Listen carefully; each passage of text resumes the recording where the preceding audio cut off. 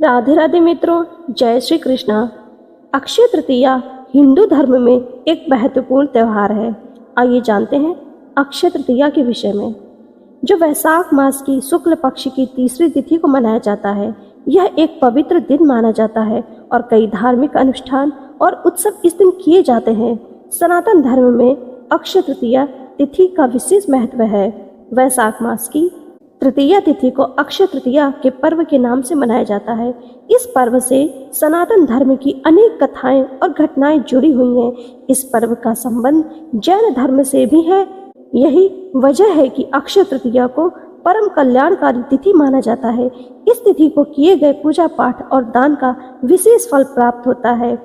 साधक के जीवन से सभी तरह के कष्टों का निवारण हो जाता है। आइए जानते हैं इस तिथि से विशेष क्या घटनाएं हैं। क्यों खास है अक्षय तृतीया का पर्व? ऐसी मान्यता है कि माँ लक्ष्मी धन और समृद्धि की देवी इसी दिन समुद्र मंथन से प्रकट हुई थी। इस दिन भगवान नर नारायण परशुराम जी और हयग्रीव जी का अवतरण हुआ।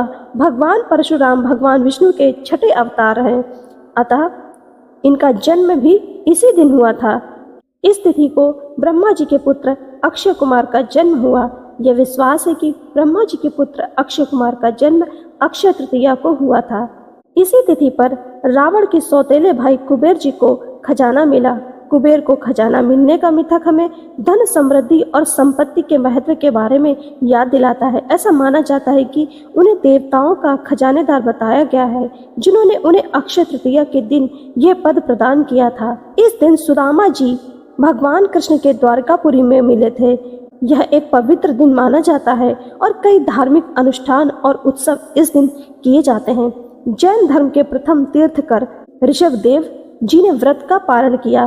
कुछ ग्रंथों में यह उल्लेख है कि भगवान ऋषभदेव जी ने एक वर्ष का व्रत फाल्गुन मास की पूर्णिमा को पूर्ण किया और वैशाख मास की शुक्ल पक्ष की तृतीया तिथि को पारण किया।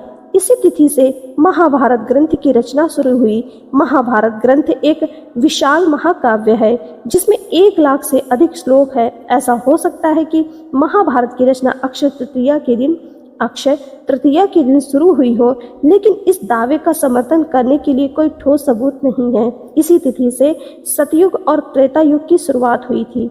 हिंदू धर्म में 4 युग माने जाते हैं: सतयुग, त्रेता युग, द्वापर युग और कलयुग। ये विश्वास है कि अक्षय तृतीया के दिन सतयुग और त्रेता युग की शुरुआत हुई थी। यह लोकप्रिय धारणा है।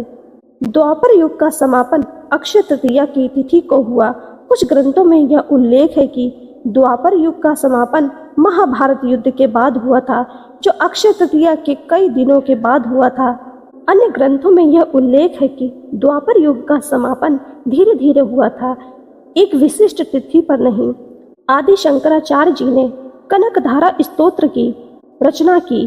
कनकधारा स्तोत्र की रचना कब और कहाँ हुई, इस बारे में अलग अलग मत हैं। कुछ विद्वानों का मानना है कि यह स्तोत्र 8वीं शताब्दी में रचा गया था, जब आदि शंकराचार्य जी भारत में घूम रहे थे। इसी तिथि को महाभारत युद्ध का समापन हुआ। ग्रंथों में यह उल्लेख मिलता है कि युद्ध अक्षय तृतीया के आसपास के समय में समाप्त हुआ था, लेकिन यह स्पष्ट नहीं है कि युद्ध किस तिथि को समाप्त हुआ था। अक्षय तृतीया से ही 4 धाम यात्रा शुरू होती है। हिंदू धर्म में यह मान्यता है कि भगवान विष्णु ने सतयुग की शुरुआत अक्षय तृतीया के दिन की थी। 4 धाम बद्रीनाथ, केदारनाथ, गंगोत्री और यमुनोत्री भगवान विष्णु के विभिन्न रूपों से जुड़े पवित्र तीर्थ स्थल हैं। इसलिए यह माना जाता है कि अक्षय तृतीया के दिन से 4 धाम की यात्रा शुरू करना अत्यंत शुभ होता है। सिर्फ इसी तिथि को होते हैं श्री बांके बिहारी जी के चरण दर्शन। पौराणिक कथाओं के अनुसार श्री बांके बिहारी जी अक्षय तृतीया के दिन ही पहली बार प्रकट हुए थे, इसलिए यह दिन उनके लिए विशेष रूप से महत्वपूर्ण माना जाता है। श्री बांके बिहारी जी का मंदिर 17वीं शताब्दी में बनाया गया था। उस समय से अक्षय तृतीया के दिन उनके चरण दर्शन की परंपरा शुरू हुई थी। अक्षय तृतीया तिथि से इस तरह की घटनाएं विशेष रूप से जुड़ी हुई हैं। यही वजह है कि अक्षय तृतीया तिथि को महापर्व के रूप में मनाया जाता है। इस तिथि को शास्त्रों में विशेष तिथि माना जाता है। इस दिन किए गए कार्यों में शुभता बनी रहती है। यही वजह है कि नूतन गृह प्रवेश, व्यापार का शुभारंभ, खरीदारी करना विशेष फलदायी माना जाता है। इस महापर्व पर हमें भगवान श्री लक्ष्मी नारायण का पूजन करने के साथ पितरों की मुक्ति के लिए तर्पण पिंड दान भी करना चाहिए। भगवान और पितरों की कृपा से घर परिवार में सुख शांति समृद्धि का वास होता है। साथ ही श्री हरि के वैकुंठ लोक में स्थान प्राप्त होता है। अक्षय तृतीया के दिन सोने चांदी की चीजें खरीदी जाती हैं। इससे बरकत आती है। अगर आप भी बरकत चाहते हैं तो इस दिन सोने या चांदी के लक्ष्मी जी की चरण पादुका लाकर घर में रखें और इसकी नियमित पूजा करें, क्योंकि जहाँ लक्ष्मी जी के चरण पड़ते हैं वहाँ पर धन का अभाव कभी नहीं होता है। अक्षय तृतीया के दिन केसर और हल्दी से देवी माँ लक्ष्मी की पूजा करें। आर्थिक परेशानियों से लाभ मिलता है। अक्षय तृतीया के दिन घर में पूजा स्थान में एकाक्षी नारियल स्थापित करने से देवी लक्ष्मी की कृपा प्राप्त होती है। इस दिन स्वर्गीय आत्माओं की प्रसन्नता के लिए जल, कलश, पंखा, खड़ाऊ, छाता, सत्तू, ककड़ी, खरबूजा आदि फल, शक्कर, घी आदि ब्राह्मण को दान करने चाहिए। इससे पितरों की कृपा प्राप्त होती है। इस दिन गौ, भूमि, तिल, स्वर्ण, घी, वस्त्र, धान्य, गुड़, चांदी, नमक, शहद और कन्या, ये 12 दान का महत्व है। जो भी भूखा हो वह अन्न दान का पात्र है।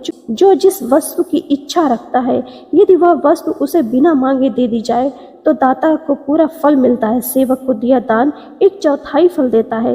कन्यादान इन सभी दानों में सर्वाधिक महत्वपूर्ण है, इसलिए इस दिन कन्या का विवाह किया जाता है। अक्षय तृतीया पर दान देने वाला सूर्य लोक को प्राप्त होता है। इस तिथि को जो व्रत करता है वह रिद्धि, सिद्धि एवं श्री से संपन्न होता है। इस दिन किए गए कर्म अक्षय हो जाते हैं। अतः इस दिन विष्णु सहस्त्र नाम का पाठ करें। दरअसल अक्षय तृतीया के दिन विष्णु भगवान के छठे अवतार परशुराम का जन्म हुआ था। ऐसे में इस दिन विष्णु सहस्त्र नाम का पाठ करना चाहिए। ऐसा करने पर आप पर भगवान विष्णु की विशेष कृपा बनी रहेगी। राम रक्षा स्तोत्र का करें पाठ।